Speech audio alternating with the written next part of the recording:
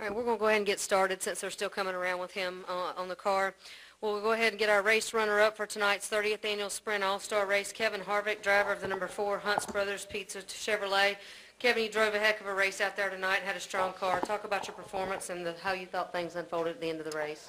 Yeah, I kind of put us in a hole in qualifying, but you know, our Hunt Brothers Pizza Chevy was really fast, and we're able to get through traffic, and they made some really good changes throughout the night to get the car where it really needed to be, and I was able to move around the racetrack and find a groove that worked for me and make my way through traffic. And I thought we were in a good spot, and Denny moved up and I had committed to the center of the corner and just really lost the front of the car up the racetrack and had to get out of the throttle and lost 5 or 6 spots. But really excited for next week and to be able to pass cars and maneuver through the field like that and run cars back down like we were able to tonight. Just really excited about coming back next week. You want to win the Brickyard 400. You want to win the Coke 600.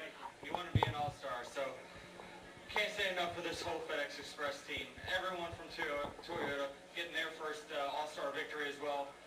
Just a big day.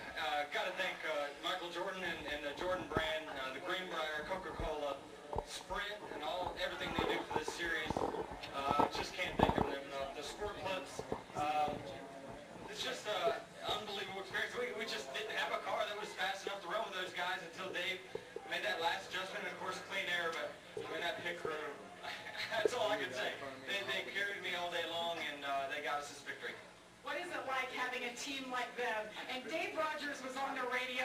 He was just talking you through it, saying this is the stuff that we dream of. What's it like having a team like that that has your back? Dave is a bit more of a cheerleader than I like at times, but he definitely ain't afraid to pump you up at times. So thanks to him. I mean, you know, this is such a new relationship with me working with him, but you know, these results really pay off. And thank everyone at JGR and the Fab Shop too. Building this brand new car. This is a great thing, and hopefully we start to get some speed here down the road. Denny, tonight is all about you and all about the team, but you get to take home $1 million. What are you going to do with it? Well, I got a little daughter at home that would like to go to college, so let's save that for the college fund. All right, without any further ado, let's bring it in. Also joining us tonight is Kyle Busch, driver of the number 18 M&M Red Nose Day Toyota, who finished 6th in tonight's race. Kyle, once again, welcome back. It's great to see you in the race car. Talk a little bit about your run tonight and being back here at Charlotte. Thanks. It was really good. You know, we learned some stuff. I learned some things. I think we also learned some stuff, myself and Adam Stevens, you know, about this race car. For me and getting around here in Charlotte, so we can kind of take some of that into next week and look forward to the Coke 600 here. But all in all, it was a good evening. We kind of clicking off some spots there, moving ourselves forward, and felt really good about things. And then you know, I got busted for speeding there on pit road, and then in that same segment, we ended up having a loose wheel. So at least two things bit us in one segment, and it wasn't 2 things biting us in 2 different segments. So that was a positive to take of that. But you know. Real fortunate just to get back in the race car and get out there and feel things out. Otherwise, everything felt good, and you know, getting to pit road, all that, everything was fine. And felt like I said, I felt like we had a fast race car. So I was just bummed out that we got busted for speeding there and then had a loose wheel. I felt like we could have definitely raced our way in and maybe even through the top 5 and given a shot to win, governing our final pit stop there, which was really good where we were at. Okay, we'll open up for questions for Kevin and Kyle. Raise your hand and get a mic to you. Okay, we'll start right here with Jay, then come up to Bob. Jay Pennell with Fox Sports. This is for Kevin. Obviously, you got to be frustrated finishing second in a race. It doesn't really matter finishing second. But over the radio, Rodney said, you know, you guys are really looking forward to coming back and running 600 miles. What are some of the things you learned out here tonight that you can apply next week? And what is it like carrying that confidence into one of the bigger races of the year? Yeah, it's like I told you guys last week. I'm not frustrated. I've been on the other side of this deal, and our days where we have something go wrong, you know, the recovery from starting last and having a chance to win the race today, that was a recovery day, a day that goes smooth. Hopefully you can win the race. So it's been a great start. I feel like we're competitive every week, and as you saw tonight, we were able to make it, you know, up into the top 10, and then they made some great adjustments on the car, and we were able to drive through the, you know, the top 5 cars and pass them. So, you know, that's an accomplishment in where we're at with the cars and how you have to race them and the things that are happening, if you can pass, that's a huge advantage and something I feel like they did a really good job with our car tonight and making it drivable. Okay, we'll take our next question from Bob, then go back to Brett. Bob Hockers, ESPN. For Kevin, a little bit of the conventional wisdom going in was you had to be first or second going into that last segment to have a really good shot at winning. Brad sped only because he felt like he had to have the lead or else it wasn't really going to matter. What was your outlook restarting third on that final restart? It just depended on how everything shook out when they took off. Who spun the tires, who didn't spin the tires, and Denny sped them up quite a bit and then slowed them down and then took off way early. So, it was once the cars start going back and forth, it's really easy to get the tires spinning. On the outside lane, spun the tires a little bit, and I was able to, for what I thought was in a pretty good spot, and he just made a good move down there, and like I say, I had committed to the center of the corner, and he made a good move to kind of slide up in the middle of the corner and got my car really tight. So, my strategy was to keep moving up the racetrack, but as it all worked out, I just got too far behind with a mistake right there. All right, we'll take one from Brett, then come up to Kenny, then go to the press box. Brett McMillan from PRN. Kyle, in other sports we talk about guys being in shape versus being in game shape. So how do you feel right now having your first experience back in the race car? I'll be sore for a couple days, just muscles that haven't been woken up quite like this in a little while. So it's nothing new. I mean, typically I get that in the beginning of the years anyway, and it takes a few weeks to kind of get warmed up to things and your body to kind of settle in. So being out of the race car the longest I've ever been in my career, that obviously is sort of it's a wake-up call for myself to get back rolling. But other than that, just feel fine. I never was out of breath at all during the race or through the runs or anything like that. So that was a good thing. I was not worried about it, but when you're working out and doing things and doing therapy and whatnot, and the therapist tells you, man, your cardio is really bad. It's definitely gotten better over the last month, but wasn't sure how great it was going to be yet, and it felt really good. So from here on out, there's only going to be an upward swing. So I look forward to that. Okay, we'll come up front to Kenny.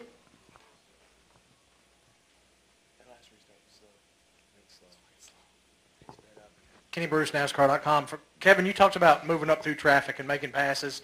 With this rules package, did it surprise you at all, or was that kind of expected? Yeah, I didn't move much until we got our car handling right. So, the car I felt was really good, starting the third run and all the way through the third run, fourth, and all the way through the end. But even at the beginning, the first two runs, a car wasn't exactly where it needed to be and couldn't make a lot of ground other than the restart. So. It's definitely you got to have your car right, and the restarts are really tough because everybody's got so much throttle and you're so close to sliding the nose, and if you move up too far, the back will come out from underneath you because everybody's got so much throttle in the car, so it makes it tough to pass until you get to 10, 12 laps into the run. All right, we'll go up to the press box, take a question from there. Tony Bullock, Courier Tribune. This is for Kyle. 2 questions. Just in that first segment at the start when you got running, how much of it would you say is your car and how much of it was just trying to get your feet under and get back under race conditions? And the second part is any concerns or questions regarding your endurance after today's race going into the 600 next week? The first run, it was just kind of warming up and taking my time. I mean, I don't know that, like Harvick said, his car wasn't right yet, but, he was 3, maybe 4 spots ahead of me by the time that segment was over. So it wasn't like he was setting the world on fire going forward. But it just trying to figure out traffic was my biggest thing, and trying to see if my car was maneuverable, and it really wasn't, and it wasn't all night. Even when we did make the car better and make it faster, it definitely just liked to be around the bottom of the racetrack. Anytime I try to move up and get high, I'd go really loose. So we got to work on that for next week. That's something we definitely got to focus on.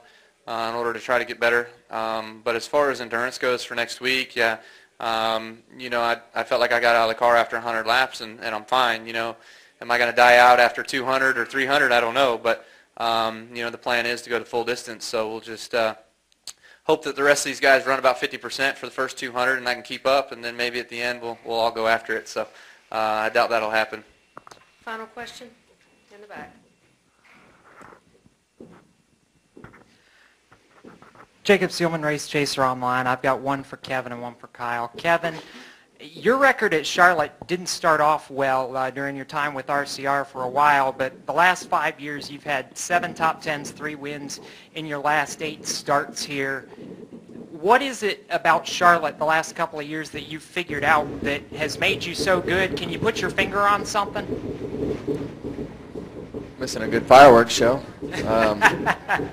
You know, I think that there was just you know, a lot of things that I had to do differently, and just sat down and really, as we had a test here, I don't even remember what year it was. I guess it would have been 2009, 2010, and just figured some things out driving wise, and what I was looking for in the car, and you know, coming over to Stewart Haas Racing, the cars have just been really fast, and this has just been a place that we've run really well at. So it's just all clicked, I guess, and just took me 10 or 11 years to figure it out, but it's all gone okay over the last 4 or 5. And Kyle got a lap down at one point, had the trouble with the loose wheel, but you fight all the way back to finish 6th after 110 laps. What did it take for you to get more comfortable in the car and fight to get that lap back? Was it frustrating for you after you had that unscheduled pit stop about middle of the race? The biggest frustration was me speeding on pit road. That's, you know, getting busted in segment 1 when you're in pit stall 41. That's really hard to do, but apparently I accomplished that, so check that one off. You know, but that was the most frustrating part. But then in that same run, I did get that loose wheel that we had to come back down pit road and pit for, which in this race, fortunately, you know, they're short runs, and the leader's probably not going to catch the last place guy and put him a lap down. So when we had that problem, I was just hoping that we were going to be the first car 1 lap down so we could get that lap back and then have a legitimate shot to pass a few cars in the 4th segment, which we did, and get ourselves a better finishing average in order to kind of get that readjustment, that lineup set for us to come down pit road. And then my guys wheeled off a flawless stop there on that last one. I think we went from 13th to 10th, and then there was 2 guys that got busted for speeding, so we restarted 8th on that last run and passed a couple guys more and finished 6th. So real proud of the effort. It was good. You know, real proud of my guys, real proud of myself, and you know, just looking forward to you know, the days leading up to next week, because our first son's coming. So real excited about that on Monday. Kevin, Kyle, thank you very much for your time tonight. you. Congratulations on your finishes, and we look forward to seeing you next week. Monday.